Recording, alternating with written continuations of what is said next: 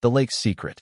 The sun hung low over Lake Serenity, casting a golden sheen across the water that lapped gently at the rocky shore. Nestled among towering pines, the rustic cabins of the Serenity Shores community stood in quiet defiance of time, their weathered wood blending into the landscape. For Frank Larson, a retired mechanic in his late 50s with a salt and pepper beard, this was home. His cabin, perched closest to the lake, was more than a house site, it was a sanctuary, a place where he'd rebuilt his life after decades of hard work. But today, that sanctuary was under siege. Frank stood on his porch, his work boots scuffing the worn planks, as he stared at the man approaching. Harold Grayson, a wiry man in his early 60s with a pinched face and a pink eviction notice clutched in his hand, marched up the gravel path. Harold was the enforcer for the Serenity Shores Homeowners Association, HOA, a group Frank had clashed with for years over their endless rules and fees. Behind Harold, a county sheriff named Deputy Tom Reynolds lingered, his arms crossed, his face a mask of practiced neutrality. The air was thick with tension, the kind that made the birds in the pines fall silent. "You're being evicted, Larson," Harold said, his voice sharp as he thrust the notice forward. His hand trembled slightly, betraying a flicker of unease. "You're 3 months behind on HOA dues. Pack your bags." Frank's jaw tightened. He didn't take the paper. Instead, he crossed his arms, his flannel shirt straining against his broad shoulders. "Evicted," he said, his voice low but steady. "You've got it backward, Grayson. The HOA owes me. I own the lease on this land, and you're the ones who haven't paid rent in years." Harold's lips curled into a smirk, but his eyes darted to the deputy, as if seeking backup. "The HOA says otherwise. You don't get to make the rules here. This notice is final." Deputy Reynolds shifted his weight, his boots crunching on the gravel. He'd seen disputes like this before, petty squabbles over property lines or unpaid fees, but something about this one felt different. Frank's calm defiance clashed with Harold's smug authority, and the lake, usually a mirror of tranquility, seemed to hold its breath. A golf cart sat parked nearby, its engine off, as if it, too, sensed the storm brewing. "You think you can scare me?" Frank said, stepping forward, his finger jabbing toward Harold. "I've been here longer than your little club, and I'm not going anywhere." Harold's smirk faded. He took a step closer, his voice dropping to a near growl. "This isn't just about dues, Larson. It's about your home, and you're not staying without a fight." The words hung in the air, heavy with menace. A faint breeze rustled the pines, the only sound in the charged silence. Frank's eyes narrowed, his mind racing. He'd heard rumors about the HOA's strong-arm tactics, neighbors pressured to sell, cabins repossessed over minor infractions, but he'd never thought they'd come for him. Not like this. Deputy Reynolds finally spoke, his voice calm but firm. "Enough. Both of you step back and cool off. This isn't the place for a brawl." His hand rested lightly on his holster, a subtle warning. But Frank wasn't backing down. He reached into his pocket, his fingers closing around something cold and metallic. The crowd neighbors who'd gathered behind the cabins, drawn by the commotion, murmured. Frank's heart pounded, but his voice was steady. "You want to fight, Grayson?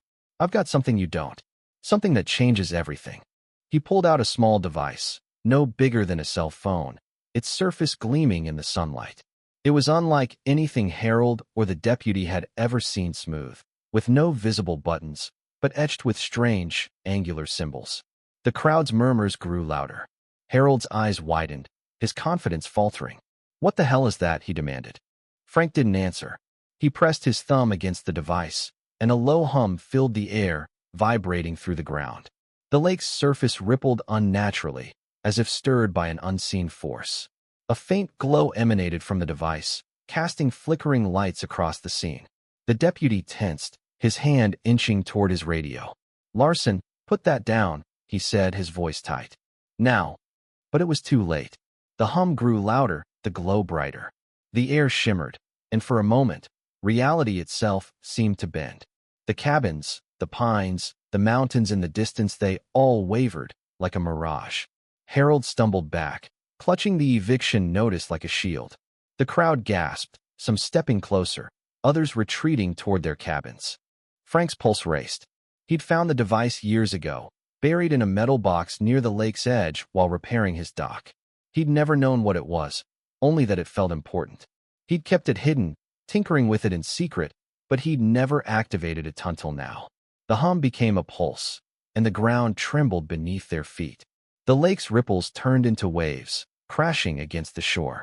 "Larson, stop it!" Harold shouted, his voice cracking. But Frank's eyes were locked on the device, his thumbs still pressed against it. The glow intensified, and a blinding flash erupted, swallowing the scene in white light. For a moment, time seemed to stop. The lake, the cabins, the mountains, everything vanished in the brilliance. When the light faded, the world was different. The air was thick with an unnatural silence. The cabins looked jagged, their edges distorted. The mountains shimmered like heat waves on asphalt. The lake's surface swirled, forming a dark vortex in its center. Frank blinked, his breath catching. The device was still in his hand, pulsing faintly. Harold stood frozen, the eviction notice crumpled in his fist. Deputy Reynolds took a cautious step forward, his eyes scanning the warped landscape. "What did you do?" Harold whispered, his voice trembling. Frank didn't know. The device felt warm in his hand, alive. He looked at the lake, where the vortex was growing, pulling at the water like a drain. A strange sensation washed over him, as if the ground itself was shifting. The deputy's radio crackled, but no sound came through. The crowd was silent, their faces pale with fear. Then, a voice spoke not from any person, but from the air itself. It was deep, resonant, and unervingly calm. "You've awakened what was sleeping," it said, echoing across the lake. "Now everything is about to change." Frank's stomach dropped. The device pulsed again, and the vortex in the lake spun faster. The crowd backed away, some running toward their cabins. Harold's face was ashen, his earlier bravado gone. Deputy Reynolds drew his gun, but his hand shook. "Everyone, stay calm," he said, his voice betraying his fear. "Stay alert." The voice spoke again, louder this time. "The boundary has been broken. The past and future collide, and you will decide what comes next." Frank tightened his grip on the device, his mind racing. What had he unleashed? Was it a machine, or something more? The vortex in the lake glowed faintly, and shapes began to form within its shadows that flickered like flames, but darker, colder. The air grew heavy, charged with an energy that prickled his skin. The cabins, the lake, the pines, they were no longer just a quiet retreat. They were a battleground, and Frank had just opened the door to something beyond comprehension. The air around Lake Serenity grew colder, an unnatural chill that seeped into Frank Larson's bones despite the late afternoon sun. The vortex in the lake churned faster, its dark center pulling at the water with a force that defied nature. The strange device in Frank's hand pulsed rhythmically, its faint glow casting eerie shadows across his weathered face. He stood rooted to the spot, his heart hammering as the reality of what he'd done sank in. The crowd of neighbors, once bold enough to linger behind the cabins, now scattered, their footsteps crunching on the gravel as they fled. Only a few remained, their faces pale, eyes wide with a mix of fear and fascination. Harold Grayson, the HOA enforcer, clutched the crumpled eviction notice, his earlier swagger replaced by raw panic. "Larson, you idiot," he shouted, his voice cracking. "What the hell have you done?" His eyes darted to the lake, where the vortex glowed with an otherworldly light, its edges flickering like a storm cloud about to burst. Deputy Tom Reynolds, the sheriff, kept his gun drawn, though his hand trembled slightly. His training had prepared him for bar fights and property disputes, not this whatever this was. "Larson, drop that thing," he ordered, his voice steady but strained. "We don't know what we're dealing with." Frank's grip tightened on the device. He wanted to drop it, to fling it into the lake and pretend this was all a bad dream. But something held him back. The device felt alive, its hum resonating in his chest like a second heartbeat. He'd spent years tinkering with it in his workshop, trying to understand its purpose, but he'd never imagined it could do this. "I didn't know," he said, his voice barely above a whisper. "I didn't know it would." His words were cut off by a low rumble that shook the ground. The pines swayed, their needles raining down like ash. A jagged crack split the earth near the cabins, sending pebbles tumbling into the lake with a splash. The vortex pulsed, and the glowing shapes within it grew clearer, shadowy forms that seemed to writhe and twist, as if struggling to break free. The air grew heavier, thick with an icy dread that made Frank's breath catch. The voice spoke again, its deep, resonant tone echoing from the lake, the trees, the very earth beneath their feet. "You have crossed the threshold," it said, each word heavy with foreboding. "Now you must face what lies ahead." Harold stumbled back, nearly tripping over a root. "This is your fault, Larson," he spat, pointing a trembling finger. "You and that damn gadget. You've doomed us all." "Shut up, Grayson," Frank snapped, his patience fraying. "You pushed me to this. You and your HOA cronies, trying to steal my home. If you hadn't come here with your threats." "Enough," Deputy Reynolds barked, stepping between them. His gun was still raised, but his eyes were fixed on the lake, where the vortex was now a swirling maelstrom of light and shadow. "Blaming each other won't fix this. We need to figure out what's happening and how to stop it." Frank nodded, though his mind was a whirlwind of fear and guilt.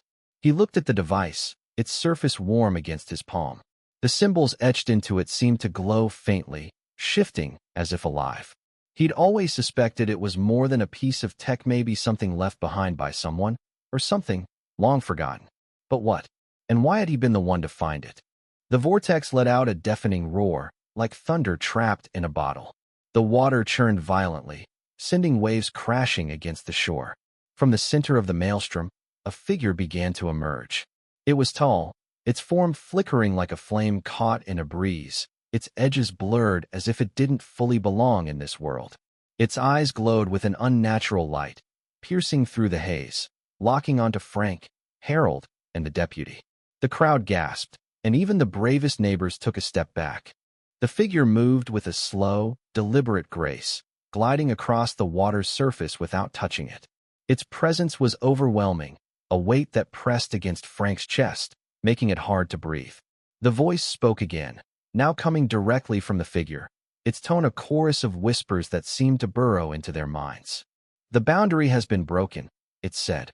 "The past and future collide, and you will decide what comes next." Frank's knees buckled, but he forced himself to stand tall. "What are you?" he asked, his voice hoarse. "What do you want?" The figure tilted its head, its glowing eyes narrowing. "I am the keeper," it said. "I guard the threshold between worlds. You have awakened me, and now the balance is undone. The choice is yours. Restore the boundary, or let the worlds collide." Harold's face twisted in terror. "Worlds?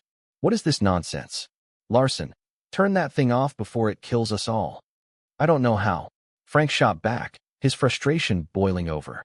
He pressed the device again, hoping to reverse whatever he'd started, but the hum only grew louder, the glow brighter. The figure a keeper raised a shadowy hand, and the vortex pulsed in response, sending a wave of energy that knocked Harold to the ground.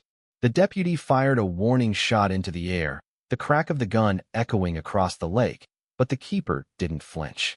"Stop," Reynolds shouted, his voice desperate. "Everyone stay back. We don't know what we're dealing with." The keeper's eyes shifted to the deputy, and for a moment, the air seemed to still. "You cannot fight what you do not understand," it said. "The device is a key, but only one may wield it. Choose wisely, or all will be lost." Frank's mind raced. A key? To what? Another world? A weapon? He looked at the device, its pulse syncing with his heartbeat. He'd always felt a connection to it, ever since he'd dug it up. Was it chance or something more? Fate? Destiny? The thought was absurd, but as he stared at the keeper, its glowing eyes boring into him, he couldn't shake the feeling that this was no accident. The vortex roared again, and more shapes emerged, smaller, less defined, but no less menacing. They hovered above the water, their forms flickering like static on an old TV. The crowd screamed, and the last of the neighbors fled, their golf carts sputtering to life as they sped away. Harold scrambled to his feet, his face a mask of rage and fear. "You're a lunatic, Larson," he yelled. "You've brought this thing here, and now we're all going to die. Grayson, shut up and help me figure this out." Frank snapped. He turned to the deputy. "Reynolds, you've seen weird stuff before, right? Any ideas?" The deputy shook his head, his gun still aimed at the keeper. "Nothing like this. But if that thing's telling the truth, we need to make a choice. And fast." The keeper's hand stretched toward them, its fingers trailing wisps of shadow. "The key demands a wielder," it said. "One who will bear its burden. Choose, or the threshold will consume you all." Frank's heart pounded. He looked at the device, then at the keeper, then at the vortex, where the smaller shapes were growing clearer, their forms sharpening into something almost human but not quite. He didn't understand what was happening, but he knew one thing. He'd started this, and he had to end it. He took a deep breath, his thumb hovering over the device. "All right," he said, his voice steady despite the fear clawing at his chest. "I'll do it. I'll be the wielder." The keeper's eyes flared, and the vortex let out a bone-rattling roar. The device flared brighter, its light cutting through the gathering darkness. Frank felt a surge of energy coursing through him, like electricity in his veins. The world around him blurred, the lake, the cabins, the pines fading into a haze. For a moment, he was alone with the keeper, its voice echoing in his mind. "The choice is made," it said. "Now face the consequences." The light consumed everything, and Frank's world went white. The blinding light faded, leaving Frank Larson disoriented, his ears ringing as if he'd been standing too close to an explosion. The device in his hand was scalding hot, forcing him to shift it to his other palm. He blinked rapidly, trying to make sense of his surroundings. Lake Serenity was still there, but it was wrong, distorted, like a painting left out in the rain. The cabin's wooden walls seemed to shimmer, their edges bending unnaturally. The pines leaned at odd angles, their needles glowing faintly green in the twilight. The lake itself was a churning cauldron, the vortex at its center pulsing with a sickly light that cast long, writhing shadows across the shore. Frank's chest heaved as he struggled to catch his breath. The air felt thick, heavy with a metallic tang that stung his throat. He glanced around, spotting Harold Grayson sprawled on the gravel, his face pale and his eyes wide with terror. Deputy Tom Reynolds stood a few feet away, his gun still raised, though his arm trembled. The crowd of neighbors was gone, their golf carts abandoned in their haste to flee. The keeper, the shadowy figure that had emerged from the vortex, hovered just above the lake's surface, its glowing eyes fixed on Frank. Its presence was a weight, pressing down on him, making every movement feel like wading through molasses. "What would just happened?" Harold stammered, scrambling to his feet. His eviction notice lay crumpled in the dirt, forgotten. "Larson, what did you do?" Frank didn't answer. He couldn't. His mind was a storm of questions, each one more unsettling than the last. The keeper's words echoed in his head. "The choice is made. Now face the consequences." He looked down at the device, its surface still glowing, the strange symbols pulsing in time with his heartbeat. He'd chosen to be the wielder, but what did that mean? Was he controlling this thing, or was it controlling him? The keeper's voice broke the silence, its tone a low, resonant hum that seemed to vibrate in Frank's bones. "You have accepted the key," it said, its shadowy form flickering like a flame. "Now you must seal the threshold, or the worlds will merge, and all will be undone." "Seal the threshold?" Frank said, his voice hoarse. "What does that even mean? I don't know what this thing is." He held up the device, its light casting eerie patterns across his face. The keeper tilted its head, its eyes narrowing. "The key is ancient, forged by those who came before. It binds the worlds, keeping them apart. But it demands a priciest sacrifice from the wielder. Only you can pay it." "A sacrifice?" Harold snapped, his voice rising. "What kind of nonsense is this? Larson, you've lost it. You're playing with something you don't understand, and now we're all going to pay for it. Grayson, for once in your life, shut up." Frank shot back, his patience gone. He turned to the deputy. "Reynolds, you're the only one here who's not losing it. Any ideas?" Reynolds lowered his gun slightly, his eyes darting between the keeper and the vortex. "I don't know what's going on," he admitted, "but that thing's right about one thing. We're running out of time. Look at the lake." Frank followed his gaze. The vortex was growing, its edges now lapping at the shore, pulling in loose dirt and branches. The smaller shapes that had emerged earlier were clearer, no humanoid, but wrong, their limbs too long, their movements jerky, like puppets on frayed strings. They hovered just above the water, their eyes glowing with the same unnatural light as the keeper's. Frank's stomach churned. Whatever they weren't friendly. "We need to stop this," Reynolds said, his voice firm despite the fear in his eyes. "Larson, you said you've had that thing for years. Did you ever figure out how it works?" Frank shook his head. "I found it buried near the lake, maybe 10 years ago. I thought it was some kind of old tech, maybe military, maybe something else. I messed with it in my workshop, but it never did anything.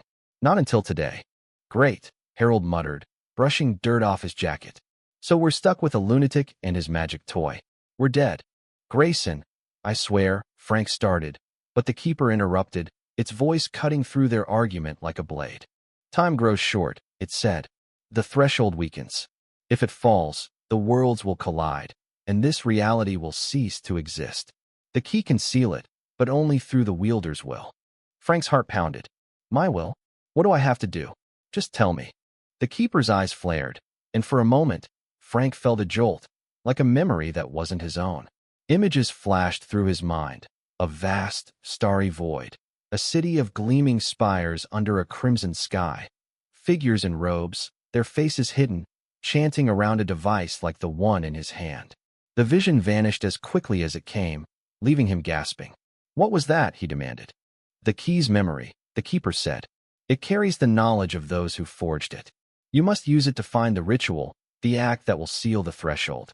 But beware, the price is heavy, and the shadows will resist. The shadows?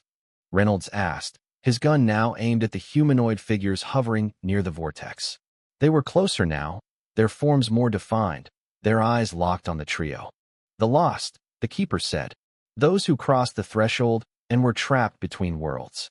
They seek to return, to claim this reality for their own. They will stop at nothing. Frank's blood ran cold. He looked at the shadows, their jerky movements growing more purposeful. One of them let out a low, guttural sound, like a growl mixed with static. The device pulsed faster, and Frank felt a surge of energy, like a current running through his veins. Okay, he said, forcing his voice to stay steady. Tell me about this ritual. What do I need to do? The keeper raised a shadowy hand, and the vortex pulsed in response, sending a wave of energy that knocked Frank back a step. The ritual requires focus, it said. You must stand at the threshold's heart, where the worlds meet. There, you will offer the key and yourself to restore the balance. But the shadows will fight you. They are drawn to the key's power. Myself, Frank repeated, his throat dry. What does that mean? Am I gonna die? The keeper's eyes softened, almost sorrowful. The sacrifice is not always death, it said, but it is always a loss. You will give what you hold most dear. Frank's mind raced. What did he hold dear? His cabin? His freedom? His life? He'd already lost so much, his wife to cancer, his son to a falling out years ago. The cabin was all he had left, a place to rebuild, to find peace. Was that the price? He gripped the device tightly, its heat grounding him. Fine, he said. I'll do it. Just tell me where the threshold's heart is. The keeper pointed to the vortex. There, it said, at the center of the maelstrom. You must enter and face the shadows. Only then can the ritual begin. Enter that. Harold said, his voice shrill. You're insane. That thing'll tear us apart. Nobody's asking you to go, Grayson, Frank said, his eyes locked on the vortex. The shadows were circling now, their growls growing louder. He turned to Reynolds. You don't have to come either. This is my mess. Reynolds shook his head. I'm not letting you go in there alone. If this thing's as bad as it sounds, we need to stick together. Frank nodded, grateful for the deputy's resolve. He looked at Harold, who was backing away, his face a mask of fear. What about you, Grayson? You gonna run, or you gonna help? Harold hesitated, his eyes darting between the vortex and the keeper. This is your fault, he muttered, but his voice lacked conviction. Fine, I'm in. But if we die, I'm haunting you. Frank almost laughed, but the sound died in his throat as the vortex let out another roar. The shadows surged forward, their forms breaking free of the water, gliding toward the shore. The device flared, and Frank felt a jolt of energy, like a command. He raised it instinctively, and a beam of light shot out, striking one of the shadows. It let out a piercing wail, its form dissolving into wisps of smoke. Whoa, Reynolds said, his eyes wide. Do that again. Frank didn't need to be told twice. He aimed the device at another shadow, and another beam fired, scattering it. But more were coming, their numbers growing. The keeper watched, its expression unreadable. The key responds to your will, it said. Use it, but do not falter. The ritual awaits. Frank took a deep breath, his heart pounding. All right, he said. Let's do this. Into the vortex.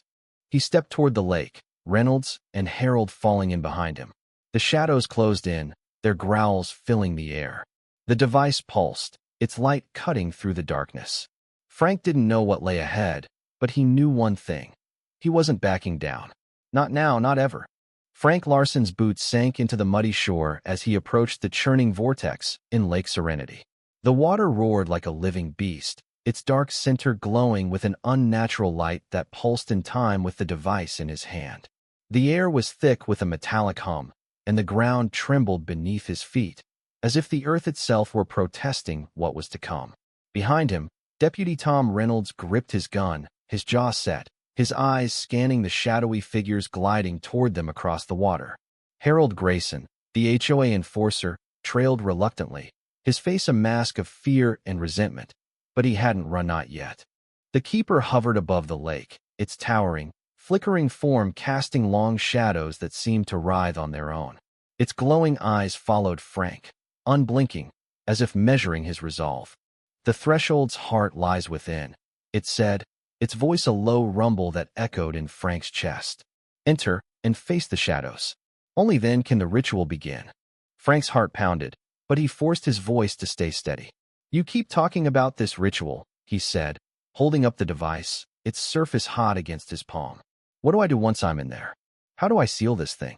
The keeper's eyes flared, and for a moment, Frank felt another jolt of alien memory flashes of a vast, starry void, robed figures chanting, and a device like his own, glowing in a circle of light. The vision faded, leaving him dizzy. "The key will guide you," the keeper said. "Focus your will, and it will reveal the path. But the shadows will test you. They are the lost, bound to the threshold, and they hunger for your world." Frank swallowed hard, his gaze shifting to the vortex. The shadows were closer now, their humanoid forms more defined, gaunt, with elongated limbs and eyes that burned like coals. Their movements were jerky, like broken machinery, and their growls filled the air with a sound that made his skin crawl. He raised the device, its light flaring, and fired a beam at the nearest shadow. It wailed, dissolving into smoke, but two more took its place, their claws reaching. "Larson, we can't fight them all," Reynolds shouted, firing his gun at another shadow.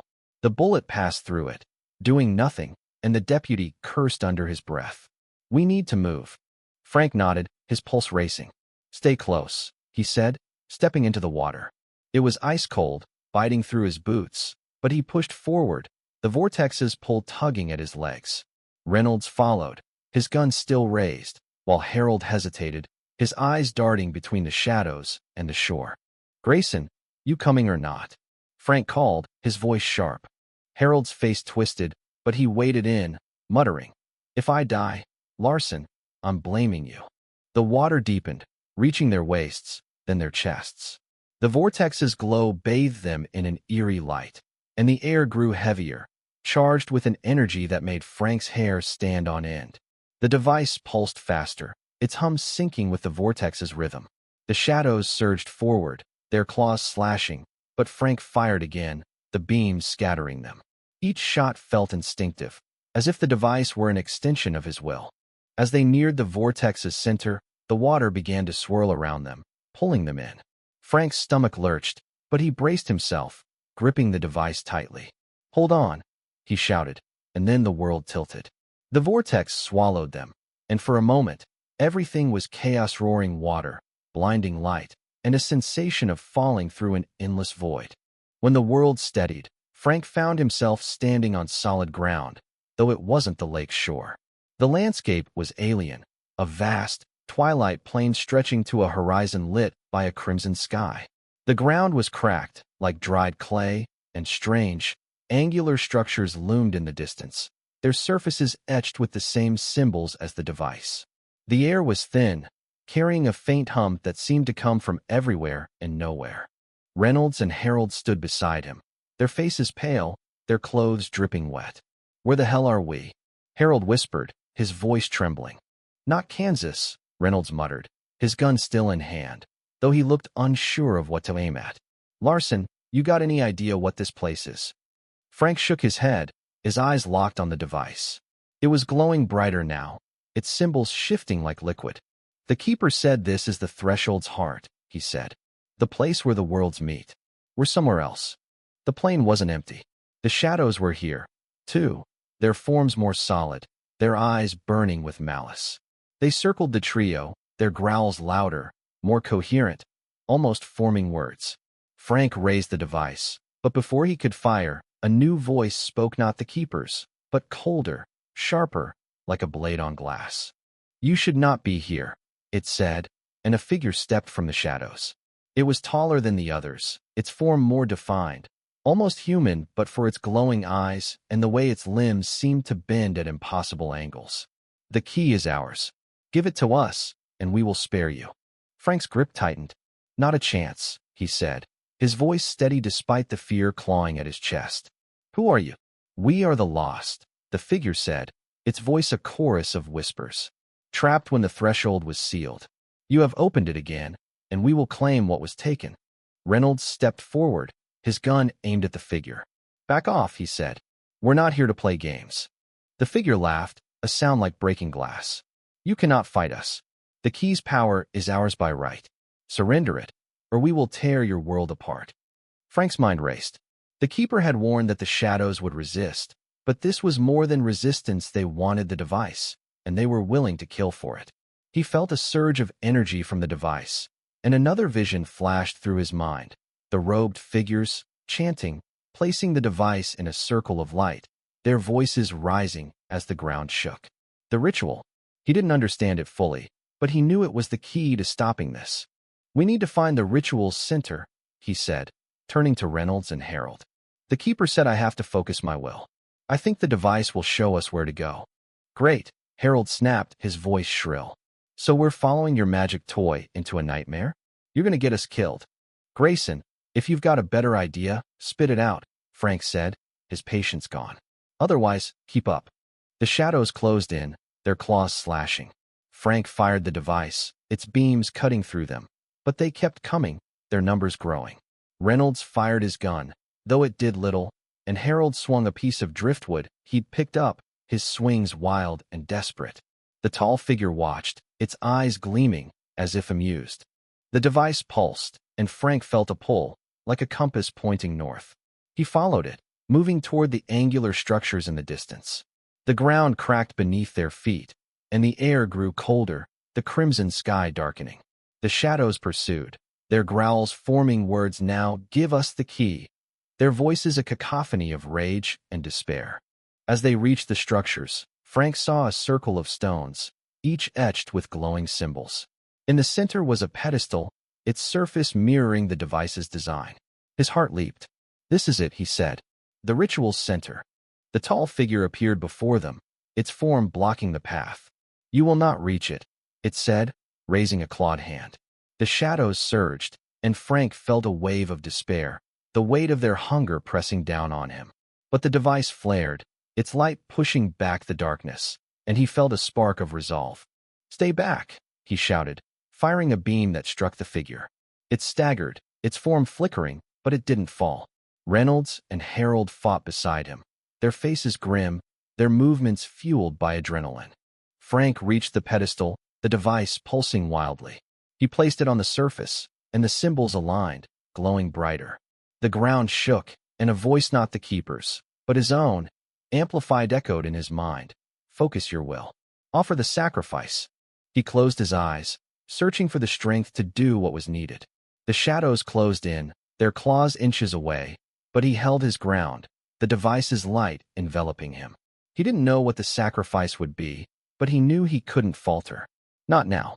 The light erupted, and the world dissolved into white. The white light consumed everything, a blinding void that erased the alien plane, the looming structures, and the snarling shadows. Frank Larson felt weightless, suspended in a space where time and gravity seemed to dissolve. The device, still clutched in his hand, burned against his palm, its pulse now a steady rhythm that matched his heartbeat. Voices echoed around him, not the keepers, not the shadows, but fragments of his memories. His late wife's laughter, his son's angry words during their last fight, the quiet creak of his cabin's porch under the stars. The visions were vivid, pulling at his heart, but they faded as quickly as they came, leaving him alone in the light. Then, the world snapped back into focus. Frank stood in the center of the stone circle, the pedestal before him glowing with the device's light. The angular structures loomed under the crimson sky, their surfaces pulsing with the same symbols etched into the device. The shadows were still there, circling like vultures, their glowing eyes fixed on him, but they held back, as if wary of the pedestal's power. Deputy Tom Reynolds and Harold Grayson stood nearby, their faces etched with exhaustion and fear, their clothes torn from the fight. The tall shadow figure, the leader of the lost, hovered just outside the circle, its claws twitching, its voice a low hiss. "You cannot seal the threshold," it said. "The key is ours. Your world will fall." Frank ignored it, his focus on the pedestal. The device was now embedded in its surface, its symbols aligned with those on the stones. A hum filled the air, deep and resonant, vibrating through the cracked ground. The keeper's words echoed in his mind. "The ritual requires focus. You must offer the sacrifice." He didn't know what that meant, but the device's light felt like a guide, urging him to act. He closed his eyes, willing his mind to clear, to find the strength to finish this. "Larson, hurry up," Harold shouted, his voice shrill. He swung his piece of driftwood at a shadow that ventured too close, his movements frantic. "They're not gonna wait forever." Reynolds fired his gun, though the bullets did nothing to the shadows. "He's right," he said, his voice grim. "Whatever you're doing, do it fast." Frank nodded, his jaw tight. He placed both hands on the device, its heat grounding him. The hum grew louder, and a vision flashed through his mind. The robed figures again, their chants rising as they poured their energy into a device like his, their faces contorted with effort. One of them stepped forward, placing a hand on the device, and a wave of light erupted, sealing a glowing rift in the sky. The figure collapsed, its body fading into ash, but the rift was gone. Frank's stomach twisted. Was that the sacrifice? His life? The shadows surged, their growls forming words. "Give us the key." Frank fired a beam from the device, scattering them, but they reformed, their numbers endless. The tall figure laughed, its voice cutting through the chaos. "You are weak," it said. "You cannot pay the price. Surrender, and we will spare your world." Frank's resolve wavered, but he pushed the doubt aside. He thought of his cabin, his sanctuary, the place where he'd found peace after years of loss. He thought of Lake Serenity, the neighbors who'd stood by him, even Harold, who'd fought despite his fear. He couldn't let them down. "I'm not surrendering," he said, his voice steady. "This ends now." He focused on the device, pouring his will into it, as the keeper had instructed. The hum became a roar, and the pedestal's light flared, enveloping the circle. The shadows wailed, their forms dissolving in the brilliance, but the tall figure held its ground, its claws slashing at the light. Frank felt a pull, like the device was drawing something from him, not his life, but something deeper, more intangible. His memories flashed again, his wife's smile, his son's childhood laughter, the quiet moments by the lake. Each one felt like a piece of his soul, slipping away. "Larson, what's happening?" Reynolds shouted, shielding his eyes from the light. "I don't know," Frank yelled, his voice strained. "Just hold them off." The tall figure lunged, its claws inches from Frank's face, but Reynolds tackled it, knocking it back. Harold swung his driftwood, his face a mask of defiance. The light grew brighter, and Frank felt the pull intensify. He realized what the sacrifice was: not his life, but his connection to the past, the memories that defined him. To seal the threshold, he had to let go of what he held most dear, the moments that kept him tethered to his old life, his pain, his hope. He hesitated, his heart aching. Could he do it? Could he let go of his wife's memory, his son's face, the cabin that had been his refuge? The shadows pressed closer, their wails deafening. The tall figure rose again, its eyes burning. "You are nothing without your past," it hissed. "Give us the key, and keep your memories." Frank's hands shook, but he tightened his grip on the device. "No," he said, his voice breaking. "I choose the future." He closed his eyes and let go. The memories flooded out of him, each one a sharp pain in his chest: his wife's touch, his son's first steps, the lake's quiet beauty. They poured into the device, fueling the ritual. The light erupted, a blinding wave that consumed the circle, the structures, the shadows. The tall figure screamed, its form shattering like glass. The ground shook, and the crimson sky cracked, revealing a glimpse of blue the sky above Lake Serenity. When the light faded, Frank was on his knees, gasping, his hands empty. The device was gone, dissolved into the pedestal, which now lay dark and silent. The stone circle was crumbling, the structures reduced to rubble. The shadows were gone, the tall figure nowhere in sight. The crimson sky was fading, replaced by the familiar twilight of his world. Reynolds and Harold stood nearby, their faces pale, their breathing ragged. "Is it over?" Harold asked, his voice barely a whisper. Frank nodded, though he felt hollow. "It's over," he said, his voice flat. He stood, his legs unsteady, and looked around. The plain was gone, replaced by the shore of Lake Serenity. The lake was calm, its surface smooth, the vortex sealed. The cabins stood as they always had, their wood weathered but solid. The pines swayed gently in the breeze, and the mountains loomed in the distance, unchanged. But Frank was changed. He reached for a memory, his wife's face, the sound of her voice, but it was faint, like a dream slipping away. He knew who she was, what she'd meant to him, but the vividness was gone, replaced by a dull ache. His son, his cabin, the lake, they were there, but distant, as if seen through a fog. The sacrifice had been real, and it had cost him more than he'd expected. Reynolds clapped a hand on his shoulder. "You did it, Larson," he said, his voice rough. "You saved us." Harold snorted, though his usual venom was gone. "Yeah, well, don't expect me to thank you. This was your mess." Frank managed a weak smile. "Wouldn't dream of it, Grayson." They walked back to the shore, the gravel crunching under their boots. The neighbors were returning, their faces a mix of awe and fear. The golf carts hummed, and the crowd murmured, their voices carrying across the lake.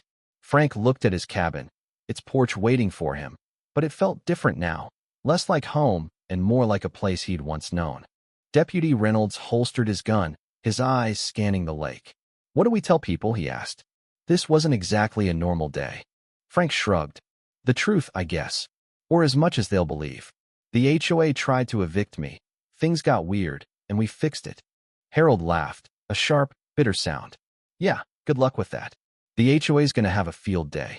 "Let him," Frank said, his voice firm. "I've got the deed to this land, and after today, I don't think they'll be pushing me around anymore." The sun dipped below the horizon, casting a golden glow across the lake. Frank stood on the shore, his hands in his pockets, the weight of his sacrifice settling over him. He'd saved his world, but he'd lost something irreplaceable.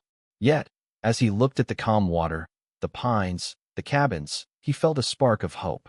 He could rebuild, start fresh, maybe even reach out to his son. The future was his to shape. He turned to Reynolds and Harold. "Let's go home," he said, and they nodded, the three of them walking toward the cabins as the stars began to appear. The events at Lake Serenity left a mark on Frank Larson and the community, a reminder that even in the quietest places, forces beyond understanding can stir. The HOA backed off, their eviction notice forgotten, and Frank's cabin remained his own. But the cost of that victory was a piece of his heart, a sacrifice that taught him the value of letting go to move forward. What do you think about Frank's journey? Have you ever faced a moment where you had to give up something precious to protect what mattered? Share your thoughts in the comments below, especially on the themes of justice and sacrifice. Was Frank right to fight the HOA's injustice, even at such a cost? Could violence, whether against shadows or human greed, ever be justified? Let's hear your perspective and keep this conversation alive.